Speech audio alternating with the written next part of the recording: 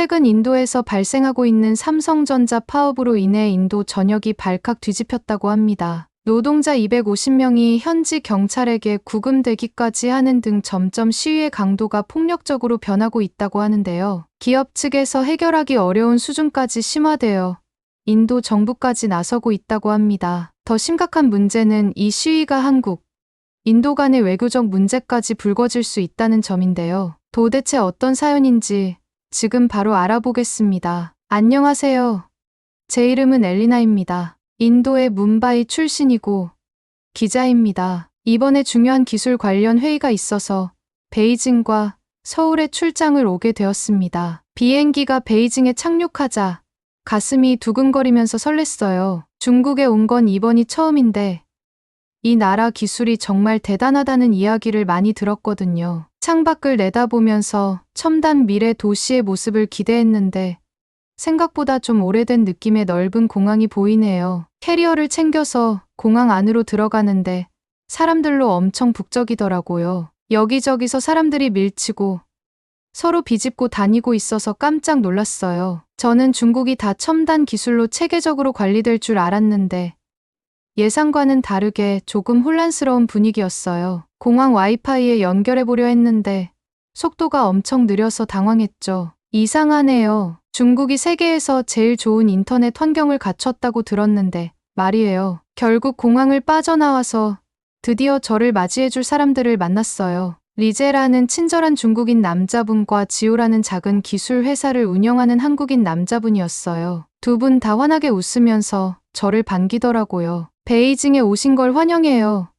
엘리나, 리제가 가슴을 쭉 펴면서 말했어요. 여기 오신 걸 정말 잘하셨어요. 중국은 세계에서 가장 기술적으로 앞서가는 나라거든요. 저는 예의상 고개를 끄덕였지만 방금 나왔던 어수선한 공항이 자꾸 생각나서 마음 한구석이 찜찜했어요. 도시로 들어가면 상황이 다를까? 그런 생각이 들었죠. 우리가 베이징 시내로 들어가면서도 이제는 계속 중국의 자랑거리를 얘기했어요. 우리나라엔 세계에서 가장 빠른 5G 네트워크가 있고 최고 수준의 인공지능 기술이 발달해 있어요. 그리고 가장 큰 기술 기업들이 모여 있죠. 그는 한껏 목소리를 높였어요. 보시면 여기저기 온통 기술로 가득 차 있어요. 저는 차창 밖을 내다보면서 그 최첨단 기술들이 어디 있는지 찾아봤어요. 근데 솔직히 그냥 평범한 거리처럼 보였어요. 사람들도 많고 차들도 많이 다니고 건물도 빼곡한데 기대했던 미래 도시 느낌은 안 들었어요. 우리는 저녁을 먹기 위해 근처의 한 식당에 들렀어요. 음식 냄새는 진짜 맛있게 났지만 식당이 조금 지저분한 것 같아서 살짝 신경이 쓰였어요. 그래도 걱정을 잠시 접어두고 대화에 집중하려고 했죠. 지호 씨는 리제와는 다르게 말수가 적었어요. 하지만 뭔가 생각이 깊어 보이고 관심을 끌었죠. 몇 마디 꺼내는 말들이 다 의미 있는 내용이었거든요. 기술이란 건 단순히 새로운 기기를 갖추는 것만이 아니에요. 지호 씨가 조용한 목소리로 말했어요. 사람들의 삶을 어떻게 개선할 수 있는지가 더 중요하죠. 저도 모르게 고개를 끄덕였어요. 저도 같은 생각이거든요. 저녁을 먹다가 가족들에게 사진 몇 장 보내주려고 핸드폰을 꺼냈어요. 그런데 오지 연결이 자꾸 끊기고 앱도 느려서 계속 오류가 나는 거예요. 리제가 말한 중국의 환상적인 인터넷이 생각나서 얼굴을 찌푸렸죠. 여기 인터넷이 원래 이렇게 자주 끊기나요?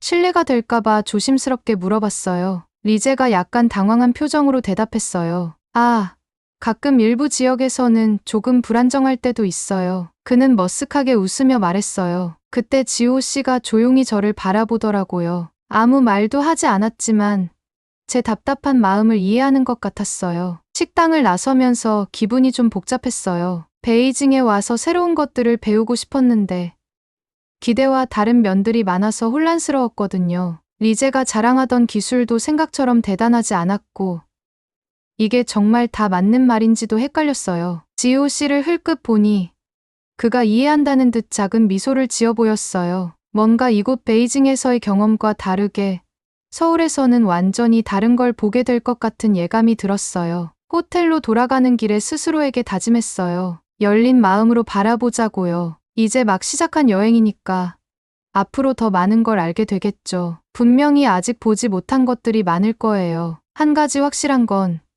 이번 여행에서 많은 걸 배우게 될 거라는 거예요. 특히 기술에 대해서는요. 생각보다 그 이면에 더 많은 이야기가 숨겨져 있는 것 같으니까요. 그날 밤 머릿속이 온통 질문들로 가득한 상태로 잠에 들었어요. 내일은 또 무엇을 배우게 될까요?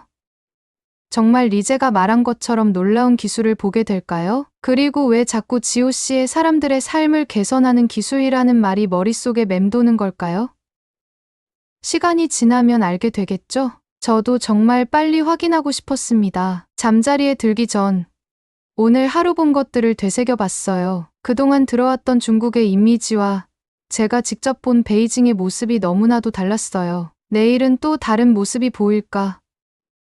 그렇게 되길 바라면서도 베이징의 현실이 생각했던 것과는 많이 다를 수도 있다는 생각이 머릿속에서 떠나질 않았습니다. 제가 베이징 여행을 이렇게 무서운 경험으로 기억하게 될 줄은 정말 상상도 못했어요. 무슨 일이 있었는지 말씀드릴게요. 그날은 쌀쌀한 저녁이었고 하루 종일 회의가 있어서 피곤한 몸을 이끌고 호텔로 돌아가는 길이었어요. 거리는 어둑어둑해지고 있었고 가게랑 식당의 네온사인들이 인도를 밝히고 있었어요. 길가에서 풍기는 매운 길거리 음식 냄새와 지나가는 차들의 매연이 섞여서 공기 중에 퍼지고 있었죠. 모퉁이를 돌았을 때 근처 바에서 비틀거리며 나오는 남자들 무리를 봤어요. 그들은 크게 웃으며 서로를 밀치고 있었어요. 처음에는 별 생각 없이 지나쳤는데 그들이 저를 쳐다보고 있다는 걸 눈치챘어요. 어이, 거기 예쁜 여자.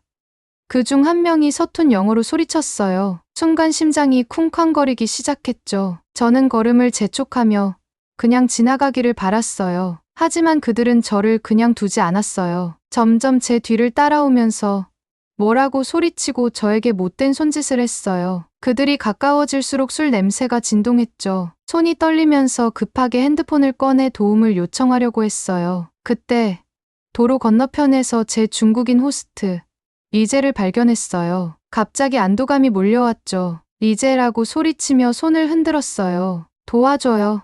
리제가 상황을 보고 급히 다가왔어요. 그런데 그가 와서는 무슨 말을 해야 할지 모르는 듯 서 있기만 했어요. 중국어로 그들에게 뭐라고 말해보려 했지만 남자들은 그냥 리제를 비웃으며 그를 밀쳐냈어요. 정말 악몽 같았어요. 심장이 너무 빨리 뛰어서 귀에서 소리가 들릴 정도였어요. 무섭기도 하고 화도 났죠. 왜 리제가 더 적극적으로 도와주지 않는 건지 답답했어요. 도망칠까도 생각했지만 길을 잘 몰라서 더 위험할 것 같았어요. 상황이 더 나빠지려는 순간 어디선가 익숙한 목소리가 들렸어요. 엘리나, 괜찮아요?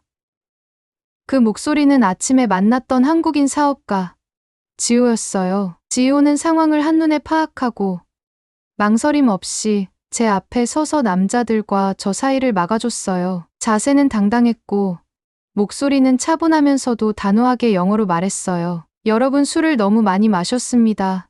지호가 말했어요. 이젠 집에 가셔야 할 것 같은데요. 이분은 당신들과 어울리고 싶지 않다고요. 남자들은 당황한 듯 보였어요. 그 중 한 명이 지호를 밀치려 했지만 지호는 전혀 움직이지 않았어요. 대신 그 남자의 팔을 살짝 비틀며 힘을 보여줬어요. 다치게 할 정도는 아니었지만 그가 진지하다는 걸 확실히 느낄 수 있게 했어요. 집에 가세요. 지호가 다시 말했어요. 이번엔 목소리에 철의 단호함이 담겨 있었어요. 남자들은 서로를 쳐다보더니 지호를 한 번 더 보고는 천천히 물러났어요. 계속 불만스러운 표정으로 뒤를 돌아보며 중얼거리긴 했지만 결국은 떠났어요. 그들이 사라지자 제 다리에 힘이 풀렸어요. 근처 벤치에 주저앉아 숨을 고르려고 애썼어요. 지호가 옆에 앉아서 괜찮은지, 필요한 게 있는지 물어봤어요. 고마워요. 떨리는 목소리로 겨우 말했어요. 어떻게 그렇게 침착하게 대처할 수 있었어요? 지호는 겸손하게 웃으며 설명했어요. 한국에서는 모든 남자들이 군대에서 18개월 정도 복무해야 해요. 거기서 자위 방법이나 갈등 대처법 등을 배워요. 저도 거기서 배운 거예요. 정말 감탄했어요. 대단하네요. 저는 너무 무기력했고 위제도 아무것도 못했잖아요. 지호가 이해한다는 듯 고개를 끄덕였어요. 강하거나 용감한 게 중요한 게 아니에요. 중요한 건 무엇을 해야 할지 알고 침착함을 유지하는 거죠. 누구든지 제대로 배운다면 이런 기술들을 익힐 수 있어요. 저희는 한참 동안 앉아서 제가 진정되기를 기다렸어요. 그러면서 생각했어요. 지호가 보여준 모습은 제가 이번 여행 동안 보았던 것들과는 참 다르다고요. 과시하거나 큰 소리로 자랑하지도 않고 그저 필요한 일을 효율적이고 효과적으로 해냈어요. 제가 호텔까지 바래다 드릴까요? 지호가 물어봤어요. 안전하게 도착할 때까지요. 저는 고맙다는 듯 고개를 끄덕였어요. 두 사람이 함께 호텔로 걸어가는 동안 지호는 군대에서의 경험과 그것이 그의 문제 해결 방식이나 기술 회사에서의 혁신적인 사고방식을 어떻게 형성했는지에 대해 이야기해줬어요. 호텔에 도착할 때쯤 저는 한결 마음이 편해졌어요. 그보다 더 중요한 건 이번 여행에서 만나는 사람들에 대해 새로운 시각을 가지게 됐다는 거였어요. 지호의 행동은 어떤 말보다도 강력한 메시지를 전달했어요. 그날 밤 침대에 누워서 그날의 일을 곱씹어보며 생각했어요. 이번 경험이 제 여행에 대한 관점뿐 아니라 이번 여행에서 만나는 사람들에 대한 인식까지도 영원히 바꿔놓았다고요. 무섭긴 했지만 저에게 정말 소중한 교훈을 준 경험이었어요. 비행기에서 내리자마자 왠지 모르게 안도감이 느껴졌어요. 베이징에서의 경험 때문에 무슨 일이 벌어질지 조금 불안하기도 했지만 그래도 이번엔 새로운 시작이 될 거라는 희망이 있었거든요. 인천국제공항에 들어서자마자 제 눈이 휘둥그레졌어요. 모든 게 얼마나 깔끔하고 정돈된 느낌인지. 안내 표지판을 따라가다 보니 어느새 입국 심사대에 서 있었어요. 심사관이 미소 지으며 제 여권을 스캔하더니 몇 분도 안 돼서 통과할 수 있었어요. 와, 이렇게 빨리 끝나다니. 짐 찾는 곳으로 가는 동안 제 캐리어가 바닥을 따라 조용히 구르는 소리가 깨끗한 공항 바닥에 부드럽게 울렸어요. 공항 안은 바쁘게 사람들이 오가고 있었지만 혼잡하거나 어수선한 느낌은 전혀 없었어요. 마치 모두들 어디로 가야 할지 이미 다 알고 있는 듯한 느낌이었달까요. 짐을 기다리면서 근처에 있는 커다란 스크린을 봤는데 각 항공편의 수화물 도착 시간을 실시간으로 보여주고 있더라고요. 정말 신기했어요. 제 짐도 제 시간에 딱 맞춰서 컨베이어 벨트에 나타났어요. 짐을 챙겨 출구로 향하는데 이번엔 또 다른 놀라운 광경이 보였어요. 출구 근처에 줄지어 있는 셀프 서비스 키오스크들이 있었거든요. 호기심에 가까이 다가가 보니 서울에 오신 것을 환영합니다. 라는 인사가 여러 언어로 나오고 있었어요. 도심으로 이동이 필요하신가요? 여기를 터치해 주세요. 스크린을 눌러서 호텔을 목록에서 선택했더니 기차, 버스, 택시 중에서 교통수단을 고를 수 있는 옵션이 나왔어요. 저는 기차를 골랐고 짠! 기차 플랫폼까지 가는 방법과 함께 티켓이 출력되었어요. 정말 대단하지 않나요? 표지판을 따라 쉽게 공항 기차 플랫폼으로 내려갔어요. 플랫폼은 깔끔하고 밝았고 디지털 화면에는 다음 기차가 언제 도착하는지 정확히 표시되어 있었어요. 정해진 시간에 세련되고 현대적인 기차가 도착했고 저는 짐을 실을 수 있는 충분한 공간을 찾고 기차 안에 올라탔어요. 서울로 향하는 동안 기차가 얼마나 부드럽고 조용히 달리는지 감탄했어요. 잠깐 휴대폰을 꺼내서 이메일을 확인해 봤는데 헉, 인터넷 속도가 엄청난 거예요. 기차 내 무료 와이파이에 연결했는데 뭄바이에 있는 우리 집 인터넷보다도 훨씬 빠르더라고요. 창밖을 보니 드디어 서울이 가까워졌어요. 높은 빌딩들이 하늘을 향해 솟아있고 햇빛을 받아 창문들이 반짝이고 있었어요. 디지털 광고판들이 알록달록한 광고들을 빠르게 번쩍였고 멀리서도 넓은 도로를 따라 차들이 부드럽게 움직이는 게 보였어요. 마치 잘 짜인 무용 공연을 보는 듯한 느낌이었죠. 기차가 서울역에 도착했다는 안내방송이 한국어와 영어로 나왔어요. 짐을 챙겨 플랫폼에 내리니 역시나 역이 정말 컸어요. 하지만 모든 게 잘 정리되어 있어서 안내 표지판만 따라가면 되더라고요. 표지판을 따라 지하철 쪽으로 향하면서 다음 목적지인 호텔로 갈 준비를 했어요. 지하철을 기다리는 동안 주위 사람들을 보니 다들 휴대폰으로 티켓을 결제하거나 교통시간을 확인하고 있더라고요. 궁금해서 근처 안내소에 가서 물어봤어요. 친절한 직원이 설명해줬어요. 아, 저건 저희 스마트시티 앱이에요. 모든 공공 서비스와 연결돼 있거든요. 교통뿐만 아니라 도로 문제 신고나 공중 화장실 찾기 같은 것도 할 수 있어요. 도와드릴까요? 저는 고개를 끄덕였고 몇 분 만에 저도 이 멋진 앱을 다운받을 수 있었어요. 앱을 이용해 지하철 티켓을 사는데 너무 쉽고 편리한 거예요. 심지어 어느 칸에 타야 목적지에서 제일 빠르게 나갈 수 있는지까지 알려주더라고요. 지하철에 타보니 내부가 참 깨끗하고 현대적인 느낌이었어요. 디지털 화면에는 다음 정류장 정보, 날씨, 심지어 뉴스 헤드라인까지 나오고 있었어요. 이 도시 전체가 하나로 연결된 느낌이었어요. 지하철이 달리는 동안 창밖을 바라보며 서울의 모습에 감탄했어요. 전통적인 사찰과 궁들이 현대적인 고층 빌딩들과 나란히 서 있는 모습이 참 멋있었거든요. 공원에 가득한 나무들이 도시 풍경에 초록빛을 더해주고 있었어요. 드디어 목적지 역에 도착했어요. 역을 빠져나오니 서울거리의 활기찬 모습이 저를 맞아줬어요. 그런데 여기도 곳곳에 기술이 녹아있더라고요. 교통 신호등이 차와 사람의 움직임에 따라 자동으로 바뀌고 가로등도 해가 지면서 자연스럽게 밝기가 조절되고 있었어요. 다시 휴대폰을 꺼내 호텔까지의 길을 확인해 봤는데 아까 지하철에서 사용한 앱이 여기서도 그대로 쓰이더라고요. 길 안내를 해줄 뿐만 아니라 가는 길에 있는 랜드마크에 대한 정보까지 다 알려주는 거 있죠. 걸어가다 보니 식당마다 디지털 메뉴판이 걸려 있고 사람들이 휴대폰으로 음식을 주문하고 택시를 부르고 심지어 집 안조명도 원격으로 조절하는 모습을 볼 수 있었어요. 마치 미래 속에 들어온 기분이었어요. 마침내 호텔에 도착했어요. 자동문이 스르르 열리면서 마치 공상과학 영화에 나올 것 같은 로비가 저를 반겨주더라고요. 체크인도 직원들과 셀프 서비스 기기가 함께 있어 빠르고 효율적으로 끝났어요. 방에 짐을 풀고 나서 오늘 하루를 돌이켜봤어요. 비행기에서 내린 순간부터 지금까지 모든 게 얼마나 매끄럽고 잘 짜여 있었는지.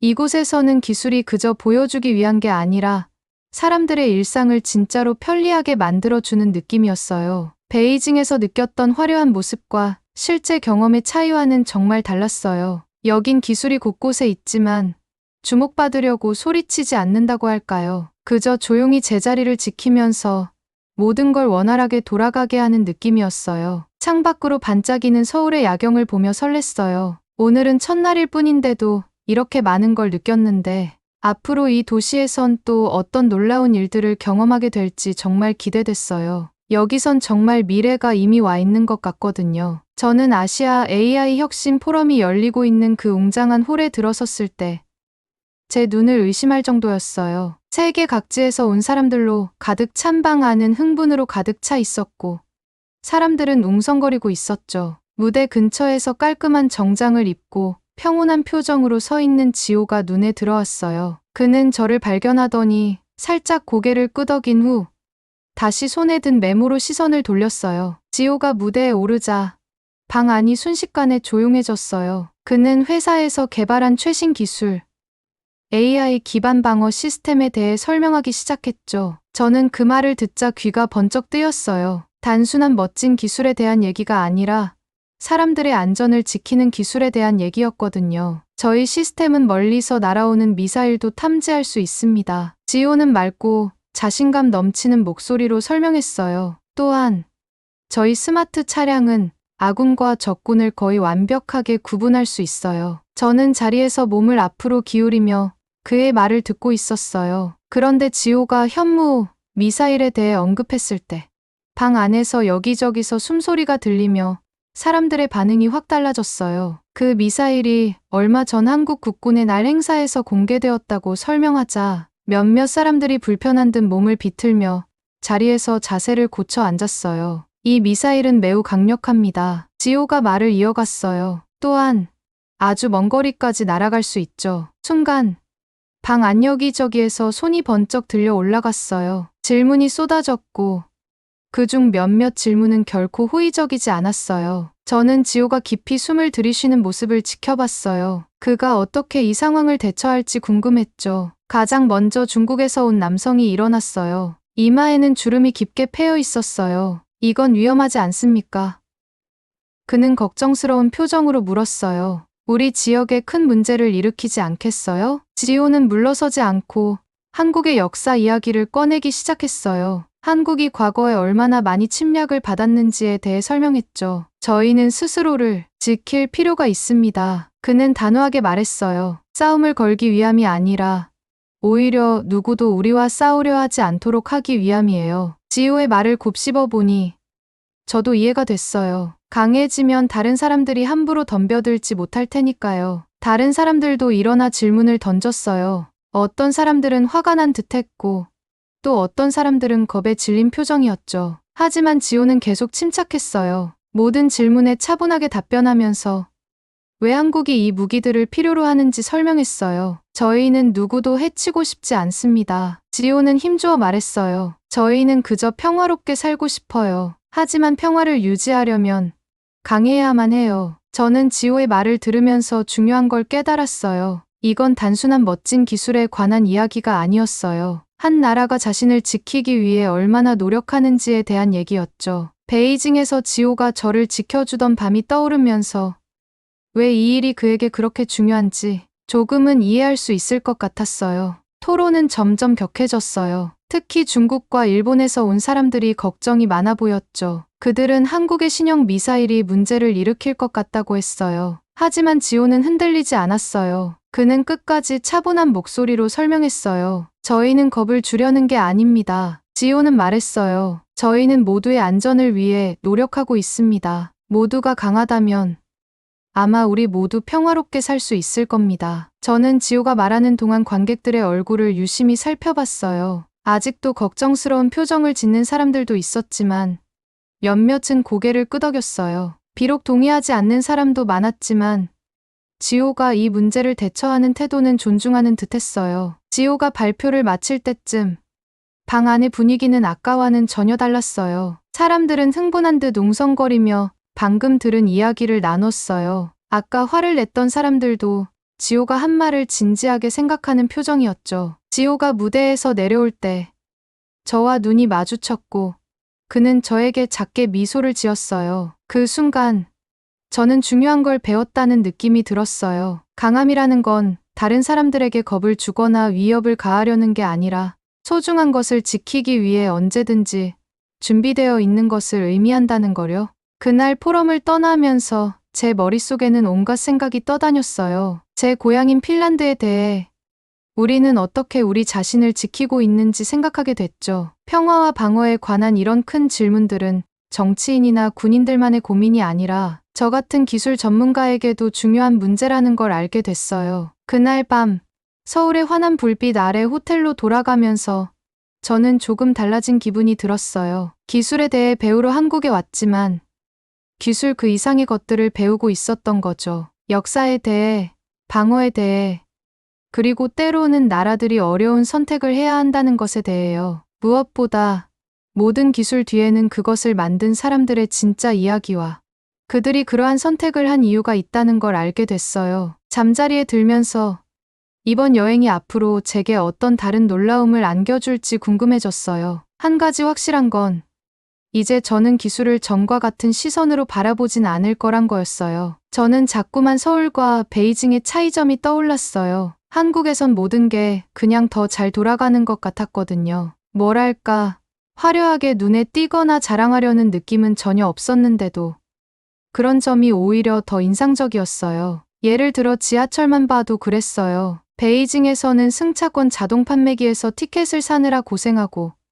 복잡한 역들 속에서 길을 잃고 헤매기 일쑤였는데 여기 서울에서는 그냥 티머니 카드만 톡 찍고 지나가면 됐어요. 지하철은 항상 제 시간에 도착하고 객실 안을 CCTV 화면에는 현재 위치랑 다음 역이 정확히 나와 있어서 이동하는 게 너무나도 쉬웠죠. 하루는 복잡한 거리에서 걷고 있는데 뭔가 신기한 장면을 보고 그대로 멈춰 섰어요. 조그만 로봇이 인도를 따라 쌩쌩 달리면서 누군가의 집으로 음식을 배달하고 있었거든요. 근데 놀랍게도 주변 사람들은 다들 아무렇지도 않다는 듯이 지나가는 거예요. 그때 문득 깨달았죠. 아, 진정한 기술 발전이라는 게 바로 이런 거구나.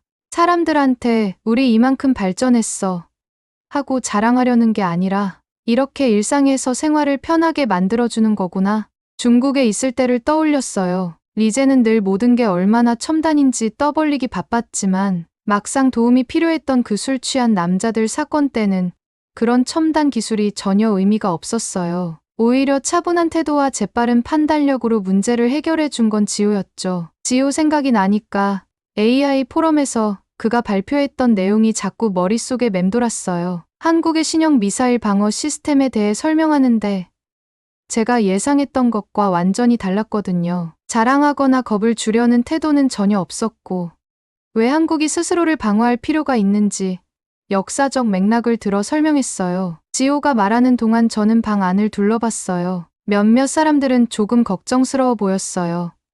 특히나 주변국에서 온 사람들은 더 그랬죠. 근데 지호가 말을 이어가면서 그들의 얼굴 표정이 조금씩 변하는 게 보였어요. 그의 말이 마냥 듣기 좋지는 않았겠지만 그래도 그들이 이해는 한다는 느낌이었어요. 마치 이웃끼리 하는 어려운 대화 같았어요. 항상 쉽지는 않지만 꼭 필요한 이야기들 있잖아요. 지호의 말을 들으면서 저도 제 고향 핀란드를 떠올렸어요. 우리도 작은 나라잖아요. 바로 옆에 큰 나라가 있고 그래서 한국 사람들이 왜 기술과 방어에 그렇게 신경 쓰는지 조금은 이해할 수 있었어요. 단순히 다른 나라에게 자랑하려는 게 아니라 안전하고 독립적으로 살아가기 위해서 필요한 거였던 거죠. 서울에서 보내는 시간이 늘어날수록 기술이 여기저기서 자연스럽게 스며들어 있는 게 보였어요. 공공 와이파이는 엄청나게 빠른데 그걸 자랑하는 광고판 같은 건 전혀 없었고 신호등은 대기 중인 차량 수에 따라 신호가 바뀌어서 버스 타고 다니는 것도 편했어요. 심지어 식당에서도 테이블에 있는 작은 터치스크린으로 바로 주문하고 결제할 수 있었어요. 그냥 모든 게 복잡하지 않고 간단했어요. 그게 오히려 더 놀라웠고요. 또 한국의 의무군 복무에 대해서도 더 알게 됐어요. 처음엔 그냥 군사 훈련만 받는 줄 알았거든요. 그런데 지호랑 이야기 나누고 이곳저곳에서 배운 것들을 통해 알게 된 건 단순히 무기 다루는 법을 배우는 게 아니었어요. 젊은 한국인들이 최첨단 기술을 실제로 접하고 다뤄보면서 경험을 쌓는 거였어요. 그래서 이 나라가 그렇게 빠르게 첨단 기술을 실생활에 적용할 수 있는 거구나 싶었죠.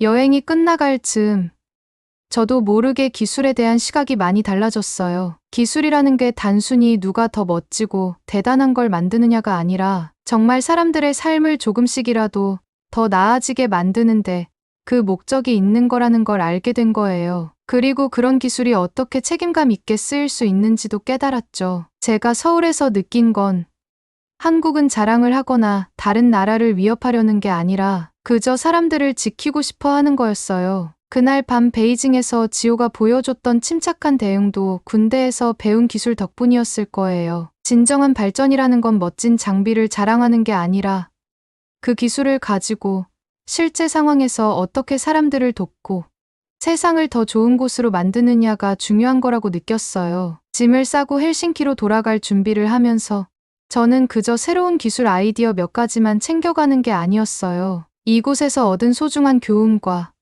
기술, 문화, 그리고 일상생활이 어떻게 조화를 이루며 살아가야 하는지에 대한 깊은 통찰을 가지고 돌아가고 있었거든요. 비행기에서 창밖으로 서서히 사라져가는 서울의 모습을 바라보며 고향에 돌아가서 동료들에게 제가 배운 것들을 꼭 나누고 싶다는 생각이 들었어요. 단순히 기술을 개발하는 것뿐만 아니라 그 기술이 우리 삶 속에서 어떤 의미를 가지는지에 대해 한국의 접근법을 참고하면 좋겠다고요. 눈을 감고 혼자 미소 지었어요. 이 여행이 저를 이렇게까지 변화시킬 줄은 몰랐거든요. 비행기가 구름 위를 날아가면서 이번에 배운 교훈들이 아주 오랫동안 제 마음속에 남아있을 거라는 걸 알 수 있었어요.